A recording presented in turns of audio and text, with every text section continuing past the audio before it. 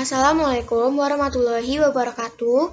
Saya Hanan, absen 20 dari kelas 10 MIPA 3, akan menjelaskan sejarah Kerajaan Kediri. Kerajaan Kediri adalah salah satu dari beberapa kerajaan Hindu-Buddha di Indonesia. Kerajaan Kediri merupakan kerajaan bercorak Hindu.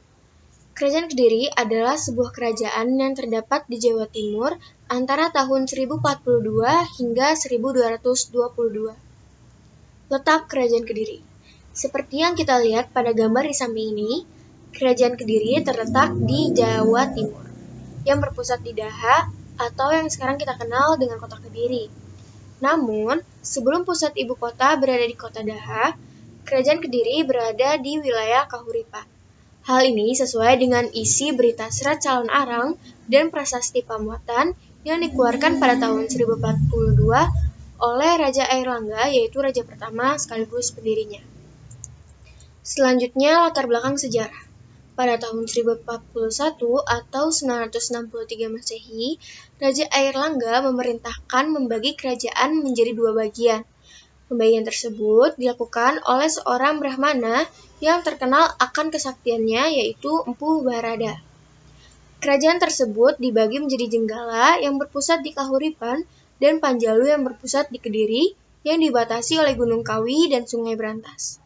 Tujuan pembagian kerajaan tersebut adalah agar tidak terjadi pertikaian di antara kedua putra Raja Airlangga, yang mana Sri Samarawijaya mendapatkan kerajaan barat yakni Panjalu, sedangkan Mapanjigarasakan mendapatkan kerajaan timur yakni Jenggala.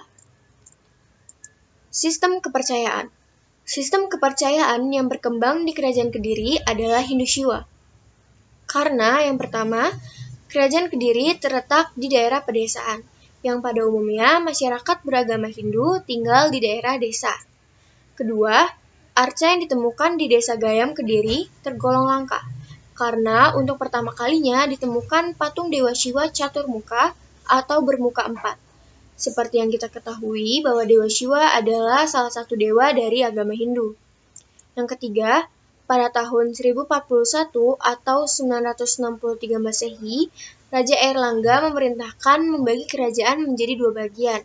Pembagian tersebut dilakukan oleh seorang Brahmana yakni Empu Barada. Kasta Brahmana adalah istilah dari agama Hindu. Yang keempat, Jayawarsa yaitu Raja Kerajaan Kediri menamakan dirinya sebagai titisan Wisnu. Dewa Wisnu adalah dewa dari agama Hindu.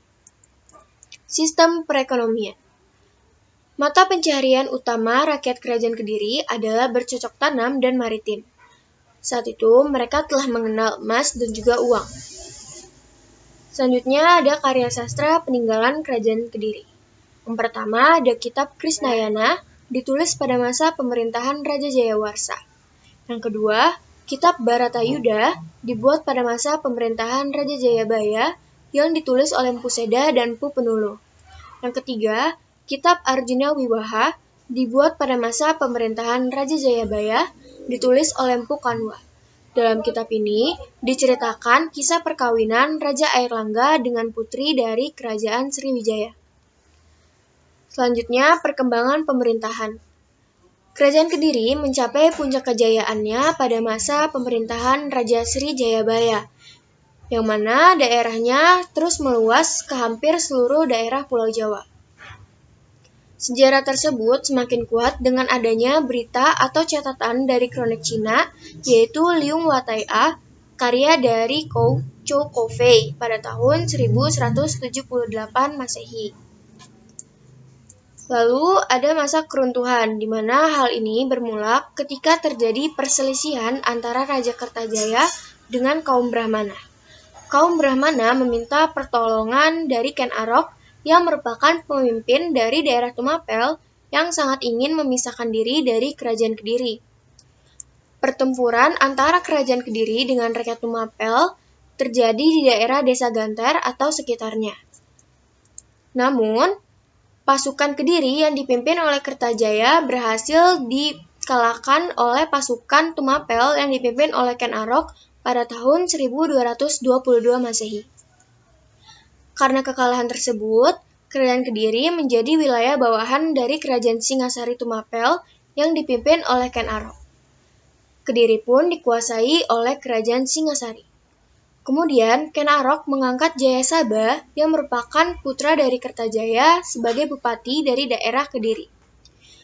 Lalu pada tahun 1258 Masehi, Jayasaba digantikan putranya yang bernama Sastrajaya. Begitu juga tahun 1271 Masehi. Sastrajaya digantikan putranya yang bernama Jayakatwang.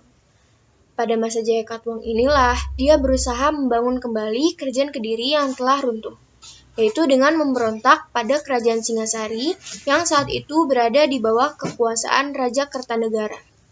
Akhirnya Raja Kertanegara pun terbunuh dan pasukan dari kerajaan Singasari berhasil dikalahkan. Jayakatwang berhasil mendirikan kembali kerajaan Kediri yang telah runtuh. Akan tetapi, tak lama kemudian, pasukan yang dipimpin oleh Raden Wijaya berhasil meruntuhkan kembali kerajaan Kediri. Raden Wijaya merupakan menantu dari Raja Kertanegara yang telah terbunuh sebelumnya. Sejak saat itu, kerajaan Kediri benar-benar runtuh dan tidak bisa bangkit kembali.